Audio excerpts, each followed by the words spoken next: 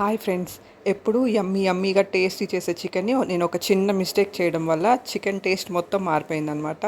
ఆ మిస్టేక్ ఏంటో మీతో షేర్ చేస్తాను. మిక్సీ జార్లోకి అయితే ఒక టమాటో, ఆనియన్, అల్లం, వెల్లుల్లి, ఇంకా కొన్ని గసగసాలు, కొంచెం సోంపు, ఇంకా పావు టీ స్పూన్ మిరియాలు, ఇవన్నీ మెత్తటి పేస్ట్లా చేసుకోవాలి మిక్సీ జార్లో వేసుకొని. ఇంకా ఒక టమాటో, ఇంకా ఉల్లిపాయని సన్నగా కట్ చేసి రెడీగా పెట్టుకోవాలి.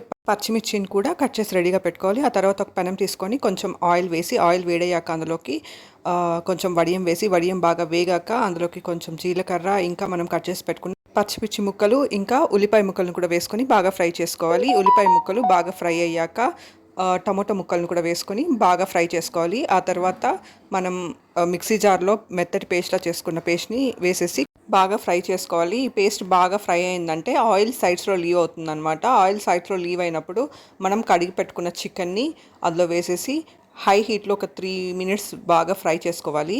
ఇలా ఫ్రై చేసుకోవడం వల్ల చికెన్లో నుంచి వాటర్ రిలీజ్ అవుతుందన్నమాట. ఆ తర్వాత మంటని మీడియం హీట్లో ఉంచేసి మూత పెట్టి ఉడికించుకోవాలి.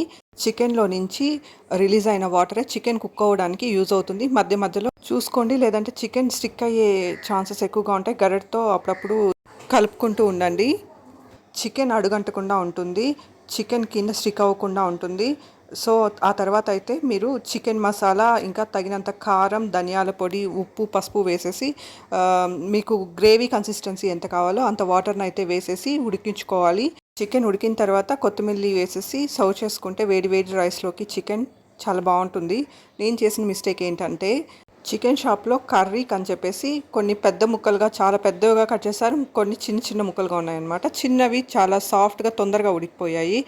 పెద్దవి కొంచెం ఇంకా ఉడికితే బాగుండు అనిపించి మళ్ళీ ఎక్స్ట్రా వాటర్ యాడ్ చేశాను అనమాట. అలా ఒకసారి చికెన్ ఉడికిన తర్వాత మీరు ఎక్స్ట్రా వాటర్ యాడ్ చేయకండి. అలా చేశారంటే చికెన్ చిదిరిపోతుంది, టేస్ట్ మొత్తం మారిపోతుంది అనమాట. కట్ చేయించుకునేటప్పుడే మీడియం సైజు, మరీ పెద్దవిగా అలా కాకోకుండా కొంచెం మీడియం సైజ్ పీసెస్ కట్ చేసి మనం అడిగితే ఈ ప్రాబ్లం అయితే రాదనమాట.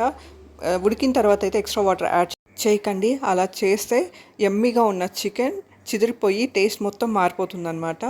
ఈ ఒక్క మిస్టేక్ చేయకండి చికెన్ చేసేటప్పుడు. Thanks for watching my video. Thank you.